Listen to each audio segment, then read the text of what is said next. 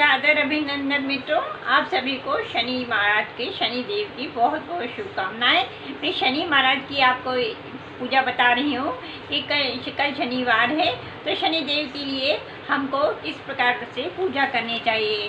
तो आप सुबह ब्रह्म मुहूर्त में उठ जाइए और ब्रह्म मुहूर्त में उठने के बाद में आप पीपल के वृक्ष पर जल चढ़ाइएगा और जल चढ़ाने के बाद में आप और तिल के तेल का दीपक जलाइएगा। तिल के तेल का दीपक उस दिन सुबह के टाइम जलाना है और शाम के समय आपको भी तब भी जल चढ़ाना है और शाम के समय आपको सरसों के तेल का दीपक जलाना है। ये ऐसा आप करेंगे और फिर उसकी 3 परिक्रमा करना है। कितनी? 3 परिक्रमा करना है।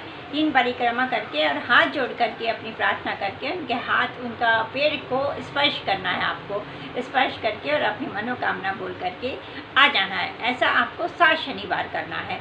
7 शनिवार करने में आप देखेंगे कि आपके ऊपर यदि शनि की 7.5 चल रही है, शनि की ढैया चल रही है, तो आपने यदि कर्म अच्छी करे हैं तो आपको शनि महाराज कभी भी परेशान नहीं करेंगे। ये नहीं, लेकिन आपने कभी किसी बेटी, भांजा, बहू और आपकी बहन, बेटी, भांजा को इन लोगों को यदि आपके घर आते हैं या अपने से बड़ों का आप अपमान करते हैं तो आपको कभी भी शनिदेव क्षमा नहीं करेंगे। शनिदेव क्रोधित हो जाते हैं।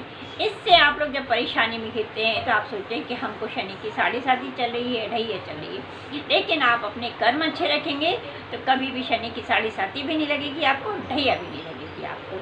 आप करके देखिए इस चीज़ को और आजमा के देखिए इस चीज़ को कि आपको हर चीज़ में तरक्की ही तरक्की मिलेगी। जहाँ शनिदेव प्रसन्न रहेंगे तो आपको किसी भी चीज़ की परेशानी नहीं होगी। और पीपल के पेड़ पर आपको सफ़ेद ध्वजा बना करके और पीपल के पेड़ पर चढ़ाना है, लगा देना है। ऐसा आपको 7 शनिवार करना है। अब आपको उस दिन आपको उड़द और तिल ये जो है गाय को खिलाना है। इस दिन ये गाय को जरूर खिलाना है। 7 शनिवार आप करिएगा। वैसे तो आप गाय को गुड़ रोटी या सादी रोटी ये खिलाते हैं, लेकिन खाली रोटी भी नहीं खिलाते हैं गाय को। उस पर कुछ गुड़ हो, चीनी हो, ये रख करके ही खिलाते हैं गाय को। तो ये रखा आपने। एक पीपल का पत्ता लीजिए, एक पीपल के पत्ते को धो लीजिए, साफ गंगा जल से धो लीजिए या दूध से धो लीजिए। उसको अपने घर में सुरक्षित जगह पे या भगवान के पास में वहाँ पे रख दीजिए कि वहाँ से कोई हटाए नहीं बार बार उस पत्ते को। ऐसा आपको 7 शनिवार करना है। 7वें शनिवार को आपको उस पर हनुमान जी का नाम लिखना है, ओम हनुमते नमः ऐसा लिख करके और बहते पानी में बहा देना है। यदि नौकरी से संबंधित, प्रमोशन से संबंधित या व्यापार में कठिनाई आ रही होगी या किसी भी प्रकार की आपके आर्थिक रूप से कोई परेशानी चल रही होगी तो वो परेशानी आपकी दूर होगी। अब आपको करना क्या है कि एक और बता रही हूँ आपको कि इस दिन नमक की थैली नमक नहीं लेकर के आना है। ना इस दिन नमक का दान करना है और ना इस दिन नमक लेकर के तो आना ही नहीं है इस दिन।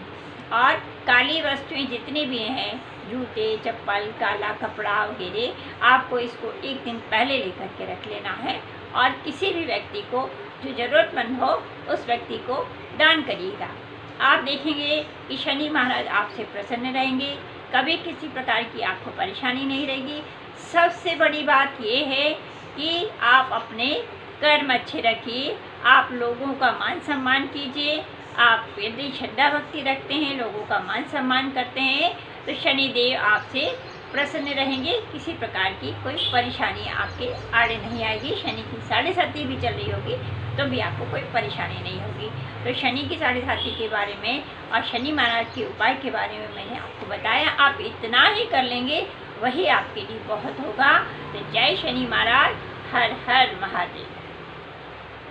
एक और उपाय आपको बता रही हूँ कि यदि आपका व्यापार अच्छा नहीं चल रहा है या नौकरी अच्छी नहीं चल रही है या किसी भी प्रकार की आपकी परेशानी चल रही है आपके घर में, तो आप एक नींबू लीजिएगा।